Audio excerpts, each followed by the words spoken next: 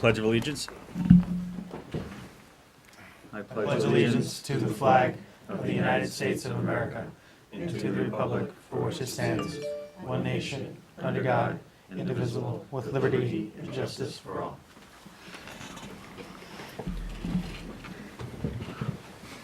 Well, thank you and welcome to the public hearing on the fiscal year 18 budget and the regularly scheduled meeting of the Attleboro School Committee.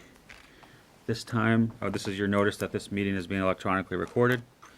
At this time, I will open the public hearing for comments from the public on the proposed fiscal year 2018 budget. We'll go ahead and keep it open for about 10 minutes or so, which has been our practice in the past.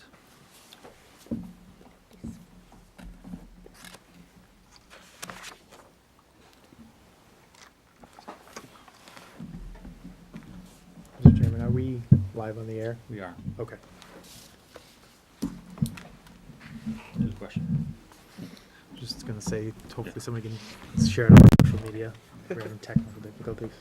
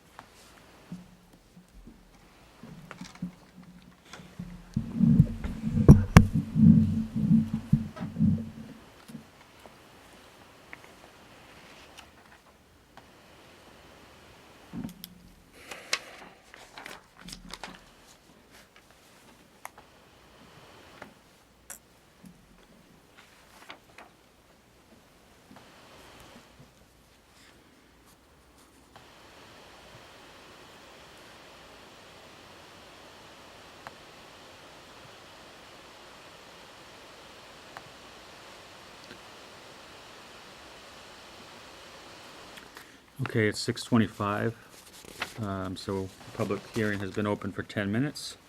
We'll go ahead and close the public hearing at this time. And per the agenda, we will move right into our business agenda tonight. And item number 1, fiscal year 2018 budget, was presented at our last meeting 2 weeks ago. I'll turn it over to the administration to just recap for us. Sure. So,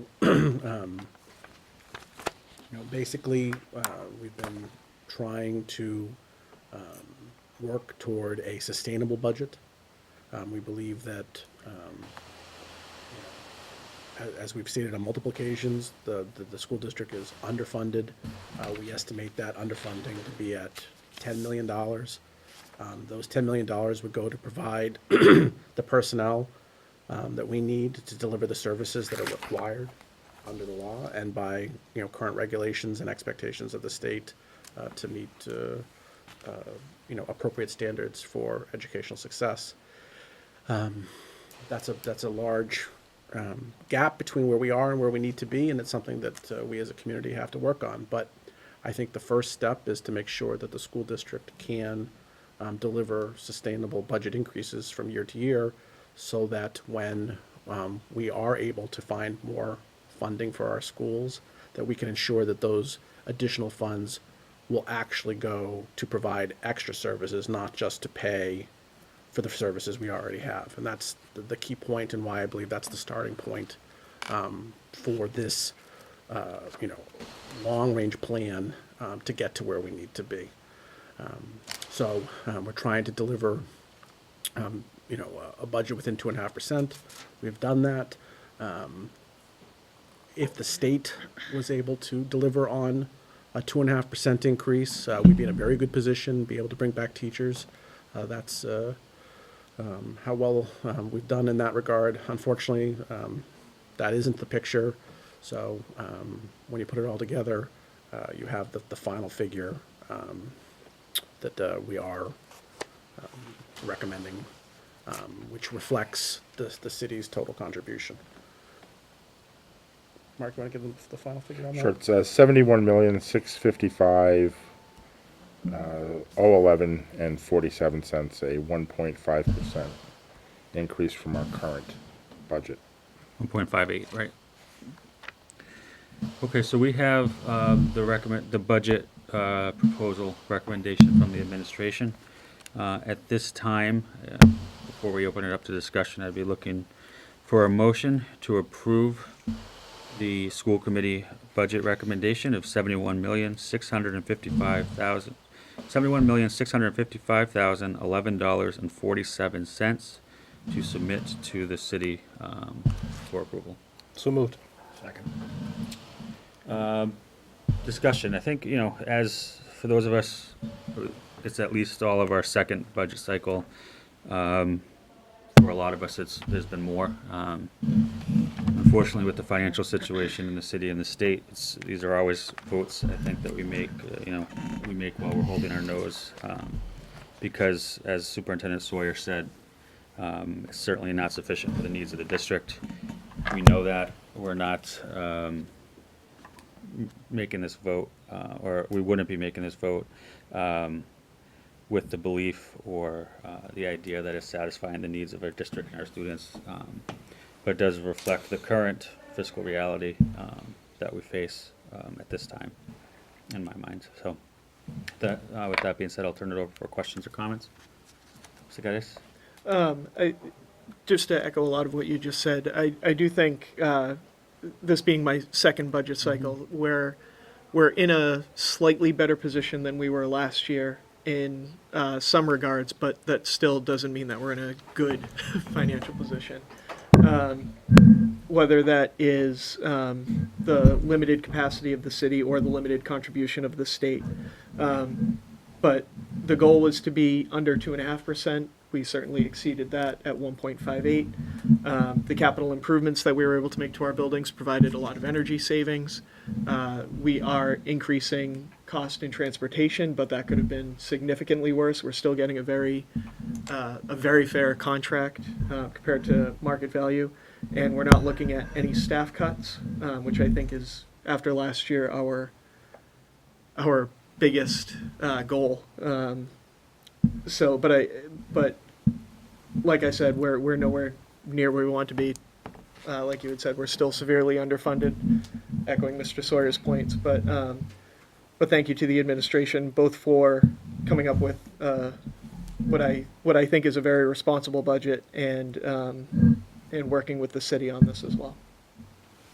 Thank you. Mrs. Torres?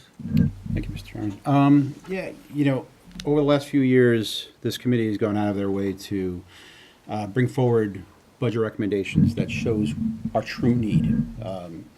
Understanding that there are limitations, and it's something that I think has been very important. At the same time, I want to acknowledge that, there is an increase that we are receiving this year from City Hall that makes a big difference. And as Mr. Gibbs just pointed out, I believe this is a very responsible budget recommendation that we're voting on. It's definitely not where we ultimately would want to be. We did have to make a lot of changes last year that I think has put us in a better place this year.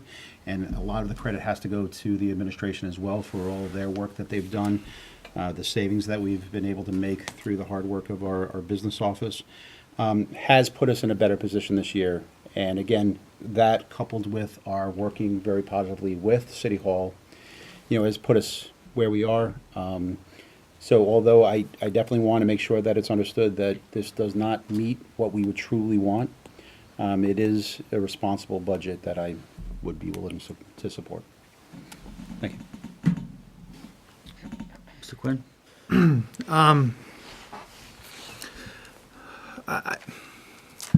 As I've reflected more and more on the budget, I think the administration should be commended for putting together a budget that, or for the desire to try to work within the constraints of 2.5, when there are so many external factors that do not comply with the arbitrary nature of 2.5. I guess I'm feeling less satisfied about this budget in terms of like it being in a good position. I feel like we've stopped the bleeding. We're no longer hemorrhaging positions, and I don't think that's necessarily I don't think that's necessarily a cause for being happy. I guess maybe our expectations are at that point where we're still 30 plus or 25 plus teachers down from where we were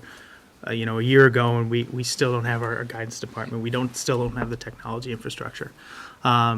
And I think, on the positive end is that what we're seeing is within the reality and the constraints that we're under, that the city has contributed within this reality as much as it possibly can. I could be convinced otherwise, but I genuinely feel that within the constraints of 2.5, they are contributing their fair share. State, I think we're all clear, has abdicated some of its responsibility. But even if it kicked in one of its largest contributions, that it's $1 million, $2 million, we're still $8 million away from where we need to be. And I think that this committee moving forward, once we pass this budget, and I look forward to seeing what ideas come forward to not only take care of our side of the house, which the administration seems to be committed to doing, but even if we keep our costs under control, we still need a plan to close that gap. Because if the students in Weston and Newton and all the suburbs outside of Boston deserve a high quality education, I believe that the students of Attleboro do as well. And while I support this budget because of the realities, I think we need to talk and act on talking about ways or taking steps to change our fiscal realities.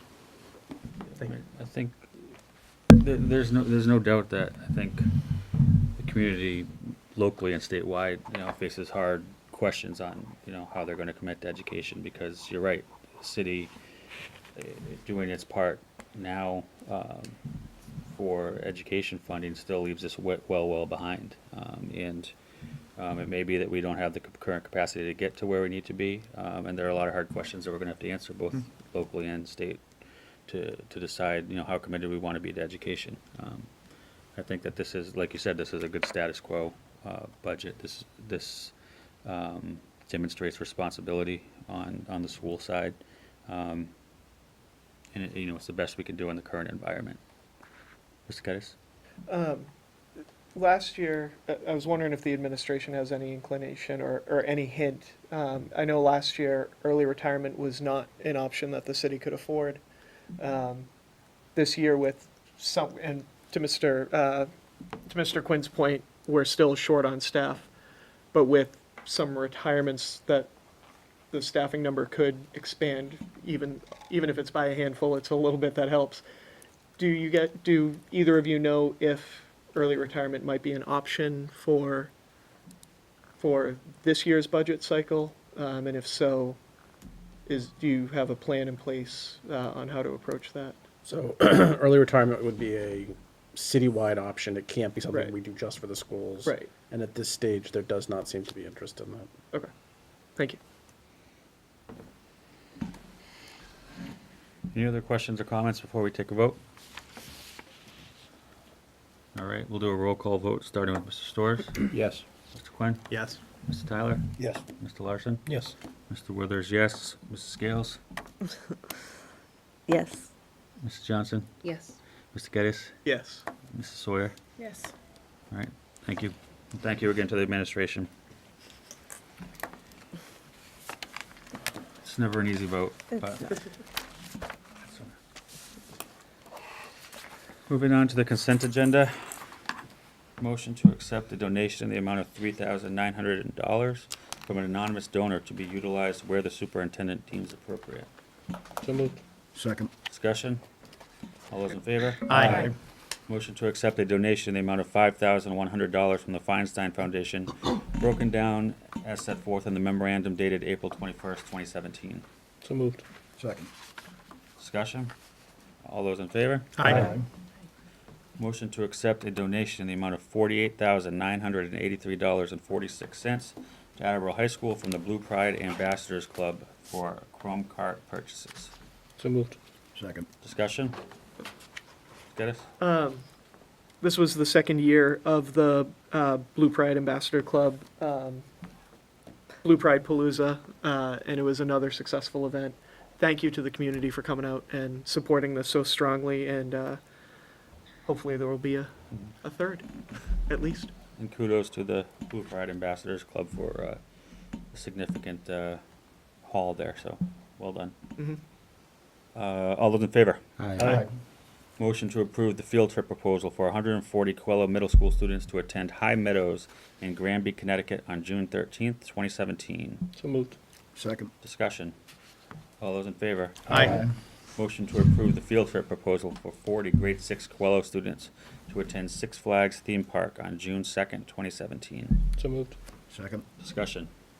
All those in favor? Aye. That concludes the consent agenda. Moving on, policy and personnel. Mrs. Scales?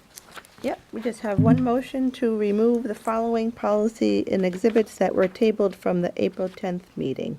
Policy JC, JFABD, JFBB, JIH, JJ, JJE, JJF, JLC, JLCA, JLCB, JLCC, JLCD, EBC, ECAF. So moved. Second? All in favor? Aye. Motion passes. That's all I have. Thank you, Mrs. Scales. Infrastructure and facilities, Mr. Tyler? Thank you, Mr. Chairman. We did have a meeting on April 12th at Brennan Middle School, as we're trying, once again, to move around to all the different schools, find out the good, the bad, and the ugly about them. Always informative when we have a tour. Jason usually joins us on those. Our first one was, we got approval of our minutes, but then the second item agenda was a update on the MSBA high school project. So I think we all know it's Wednesday where we find out the feedback comments from the MSBA on the options that were given to them. And one of the things that was brought up at the subcommittee that I have shared with the chairman already, there was concerns about with really not putting enough information out into the public eye at this time. We feel we're months behind. And some people would actually say, well, we don't really have a design yet. We don't know the actual cost figure yet. Well, that's just one part of the story. And that part will be told later on. But we are talking a project that is going to cost about $250 million or more. So when you put that price tag on it, any information we should be putting out is good information. And when I say that, just part of the story, I think that we need to go out there and tell people why we're asking in the first place. I mean, some people have seen some of the deterioration of the high school, but they don't necessarily know what happens now that we made it to the front of the line. As a city, now that we've made it to the front of the line after years of trying for this project, if the voters of the city of Attleboro, when they go to vote, which is their wish, if they decide not to do this, we go back in line. And that probably somewhere between a 10 or 15-year plan after. So that significantly sets us back. And in that amount of time, this building is ready to have significant problems. And it does have significant problems. They're gonna be very costly. Because anything they open has to be brought up to code, and ADA compliant, there's a whole bunch of things, and that has a huge cost to it too. And that is not refundable one dime by the MSBA. So that's what we're talking about for the message. You know, when we get to the point of where we know what we want to build and roughly how much it's going to cost, that is a big part of the story, but there's a huge story leading up to that. So, you know, we would definitely like to have more information put out there because this is a huge decision the city's going to have to make. And I think everybody on this committee and the administration is more than willing to answer anybody's questions about it if we have the answers. But that's not the way to tell a story. The way to tell a story is a unified message, so everybody's hearing the same story, not somebody's interpretation of what is going to go on. And we have a couple people, I think, in this school district that are very good at putting that story out there. And we're hoping that we also see the city, now that it has this new website, that we can put some information on there as well. So again, just some concerns about not having enough information out there at this time, and we're hoping to alleviate that. I know the chairman had a couple ideas that he shared with the school committee, so we're hoping in the future that there's much more of that going on to get the word out to the public on a huge project like this. My next item was the water testing update. Please let everybody know that the school district is doing everything in their power to make sure that the water quality tests that came back for lead or whatever, everything possible is being done. But the only problem is the state, when they initiated this plan, very good plan, we don't want, lead in our water, but they had no fallback plan of how many tests were gonna come back there. They had no way to deal with it. So I believe we're in the second or third round of testing on both of them. So we're getting those back as soon as we can. There's no way that it's being kicked under the rug. We're taking care of it, and it will be fully taken care of once all the test results come back and telling us what we need to do at each school and each fixture in that school. And Mark, did you want to add? Well, I was just going to say, if we had any fixtures test above actionable level, we immediately took those fixtures offline. And we were not notified, but in this process, the state funding for the program ran out. So the testing, there's just a huge testing queue across the state. They're using one lab. But the funding for those tests doesn't exist, so it's now on our dime. So we had to set up the vendor and set up a mechanism for payment for the tests that we have in queue. But we have not stopped the work, and there is no fixture in the district right now that tested at actionable levels that is available to students or staff. Thank you, Mark. That was the point I wanted to make. Okay. I think it's also worth noting, I think the Sun Chronicle had an article about this back in February. When that article came to print, we were already aware of it and had already done a lot of the work to replace fixtures, correct? Yes, we've done initial testing at every single building. All of our buildings have been tested once. The protocol called for a second test to make sure that the first test was legitimate. We've done all of that in every building. However, those tests were partially funded and then the funding ran out, so we're paying for the rest of those. But through that first test, if a fixture was above actionable level, we took it offline. I just wanted, just to the point that work was being done. It's been a couple months since that was in the public eye. I just wanted everyone to know that it's not that we're delayed in doing anything, it's that we're just delayed in discussing it only. Thank you. To follow up, I'm not sure if the point got across. Many fixtures have already been replaced, is that correct? Many, Yeah, about That's what 50. I wanted to get that point across. Thank you. And we're talking thousands, so like, people realize, there's thousands and thousands of fixtures, but Not that have been replaced and no, Right, I'm yeah. saying different. I'm sorry. Better just be wanted to tested. clarify. Bring clarity to my point. There's thousands of fixtures that had to be initially tested. Thank you.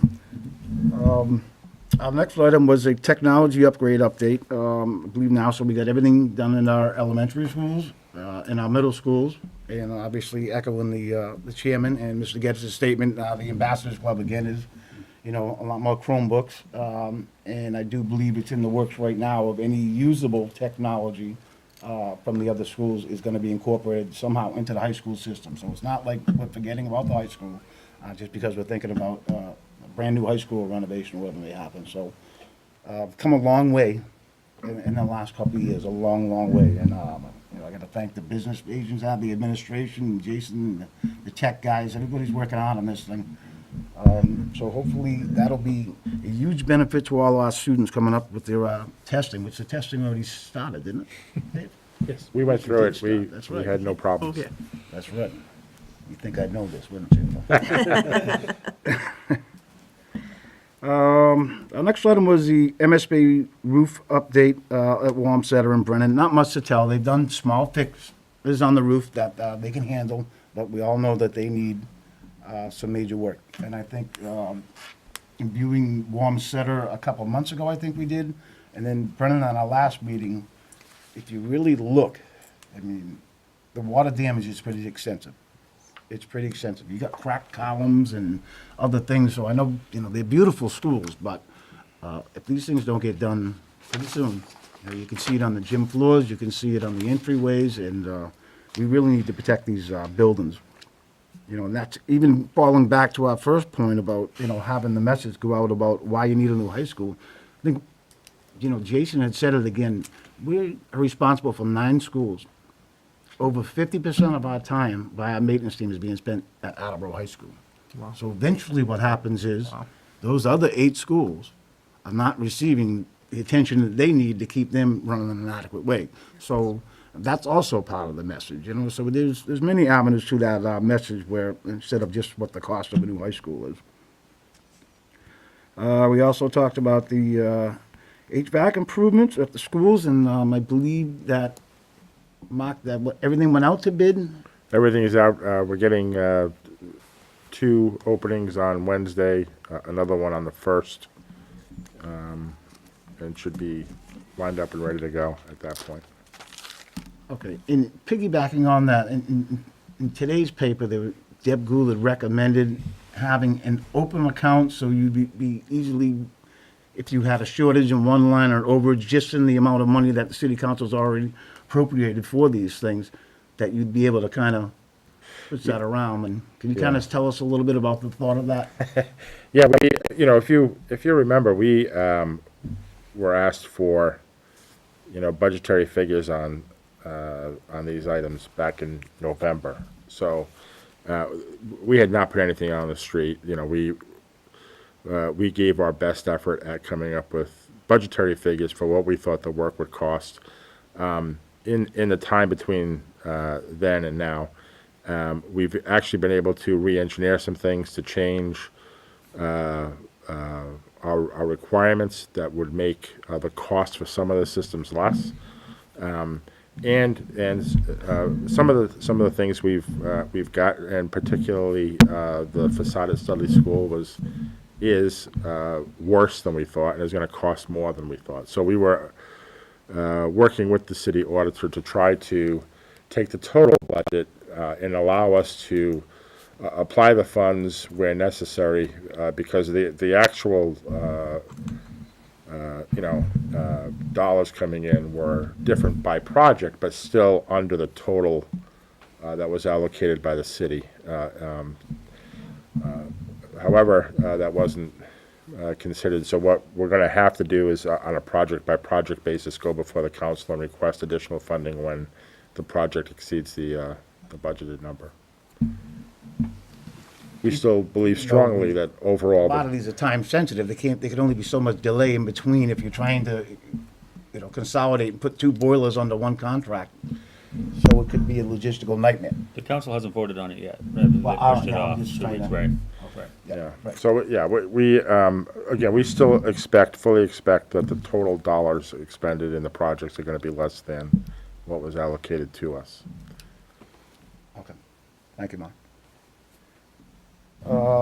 Last item on our agenda was the school maintenance field discussion, and I put this on there because I just heard from quite a few constituents through the city that they noticed that the fields didn't seem to be maintained as well as they have in the past. So we just wanted to bring that to the administration, Jason's attention. Jason did tell us that there has been talks with the current vendor about what they feel needs to be an appropriate level of expectations, since they have the contract. So they're working on it, but we just wanted to bring it to their attention. I've seen it, other people have seen it. Sure. Yeah. We enjoyed a significantly long history with Liston, and they were dedicated to making those fields as great as they possibly could. And clearly, based on the more recent performance, they invested in our facilities. They didn't just throw money away, but they clearly invested in our facilities, making them look the way they were looking. Part of the result of that is you need tighter specifications, which we've been working on for a year now. Next time you go out to require the vendor to conform to the things that you have come to expect. We didn't have to do that before because Liston was doing that on their own. And, this is not a criticism of the current vendor, but he's essentially working to the contract, which is quite contrary to what we've had historically. So that's, the result is what we've seen. So, we have to tighten up the contract quite a bit, but that's still not going to solve the entire problem. You can't specify every minute of every day in a contract, and he's meeting the contractual requirements, and therefore there's not any action on our part that we can take, but it's clearly not what we had. Mr. Chairman? Just kind of a point of clarification on the current situation. Is the threshold of the work underneath I think it's the 35,000, that we'd be able to have some latitude in terms of who we choose, or do we have to put this out to full bid? No, this is a $750,000 contract.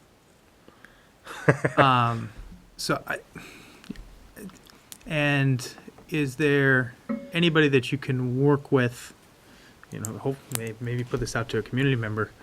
I don't know if the Carneys are, trying to think I was just thinking if anybody from the Paw Sox who maintains the field there, lives in the city. But I think what's hard is, having had done some of this work, to your point, it's really challenging to know what the little nuances are in order to get the person that you want. And I think, having somebody who's got like either a professional background specifically in, field management, or who does this, for either semi-professional or professional league, would be beneficial to you in the district, just to know what those little nuances are. Well, I want to be careful. Our specifications drive an outcome that we want. Yep. Not a vendor that we want. We want an outcome. Correct. Correct. And this vendor, our specifications were not, detailed enough to force this vendor to perform in a way that we've grown accustomed to. So we're looking for an outcome. Yeah. Totally understand, Mr. Rosato. I've run into this with catering. Yep. And the caterer technically met all the bid specifications, but the quality that you've come to expect wasn't there. And we found that we needed somebody with that expertise. So I think it's great, Mr. Chairman, that this is raised so that way we can, hopefully, if you've got the expertise, somebody else can come in to help us out to make sure that we get the outcome that we desire and what the students deserve, most importantly. Yeah, thank you, Mark. I think just on a closing point on that is you'll hear sometimes about the conditions of city fields compared to school fields.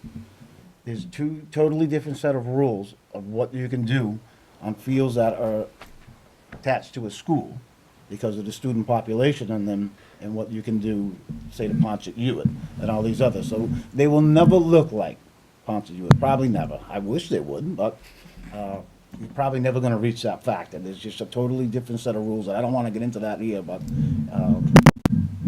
that are in place that we have to abide by. So, again, Mark, I'm glad to hear that they're, I think that's natural to happen. If you have a vendor that's been doing it for so many years, the expectations don't have to be written out fully because they've always been there. You always have somebody that overexceeds something. They know it, they treat it like their own, and then you're gonna have other people come in that, I'm not saying it's to any of their fault in some degree, they're fulfilling just the basic needs of the contract. Then we know that that's not gonna cut it. Right. I just wanted to verify, I believe that contract's not up until, is it next year? Next year. Right. So I thought that was an important point, that we are currently in the contract. I think it was a 3-year contract, Yeah. and we're in our 2nd year of that contract. Right. Thank you. And we're not in a situation where performance is at such a deficiency that we can take action. Again, it's right to the rule, and And I didn't wanna lose that. I don't think it's that deficient, but it's noticeable, so that's all. So if you don't say something to somebody, then they're not going to turn around and try to change it. So again, thank you, Mark. And that, Mr. Chairman, is my report. Thank you, Mr. Tyler. Just touching on, I think one of the first items in your report, the MSBI High School project and getting the word out there. One thing that we have done is that the administration sent out notice today, and I think it went out with all the elementary and middle schools, that we have scheduled 5 meetings at our elementary schools the first 2 weeks of May. There'll be 2 meetings next week and then 3 the week following. And those notices have all gone out and are on the website and the social media site, Facebook pages as well for the district and the school. So that'll be a good way for people to go to their community schools and get information about the project and where we stand. But thank you. I think that was an important point to make about needing to continue to get the word out there. All right, and then last, we will circle back to the Student Advisory Council update. Mr. Lancaster? Sorry I was late. Did it start earlier today? Or? Here's an early start today. That's okay. You're just in time. Of course. All right, cool, yeah. So around Attleboro Public Schools. Right now at the high school, we have senior prom coming up this Friday. And the juniors are still in middle planning theirs, but that's coming up in May. Also, there's an ACE PAC meeting on April 27th at 6:30. That's at Hammond Fine, and the topic is making sense of healthcare financing. And in the more distant future, we have awards night for the seniors, which is like an exciting night for us when we get scholarships. And then in our middle schools at Brennan, there's going to be a Best Buddies fundraiser on April 27th at 6 p.m. at La Familia in Cumberland, Rhode Island. At Brennan, I think these are the meetings that you're talking about for the MSBA school. The PTO meeting is coming up like in the first few weeks of May. That's at our middle schools and most of our elementary schools. At Highland Fine, there's going to be an outdoor spring cleanup day. That's April 29th at 10 a.m. And Willett has a fundraiser actually tonight at Hong Kong Treasures. It's going until 10 p.m. So if you guys are hungry after this, feel free to stop by. Thank you. All right, no problem. Moving on, we have open forum. Is there anyone here who would like to address the school committee at open forum? No, so we will close open forum. And finally, the Attleboro School Committee will convene an executive session pursuant to Mass General Laws, Chapter 30A, Section 21A2 and 3, to discuss strategy with respect to negotiations with union personnel and to discuss strategy with respect to collective bargaining, as an open meeting may have a detrimental effect on the bargaining position of the school committee. The school committee will not reconvene in open session. Motion? So, Second. Mrs. Sawyer? Yes. Mr. Geddes? Yes. Mrs. Johnson? Yes. Mrs. Scales? Yes. Mr. Withers, yes. Mr. Larson? Yes. Mr. Tyler? yes. Mr. Quinn? Yes. Mrs. Storrs? Yes. All right, we will take a 2-minute recess and reconvene in executive session. Mark me as time. Perfect timing. Of course, I want the one time.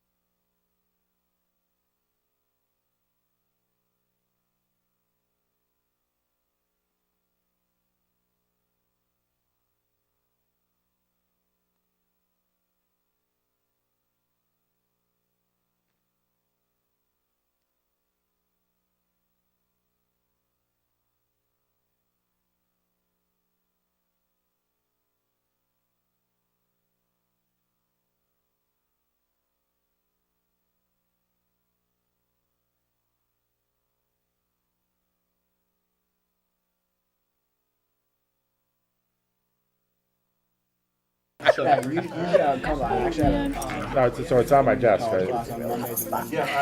That's why Alex is on Twitter. What do you take? Biology.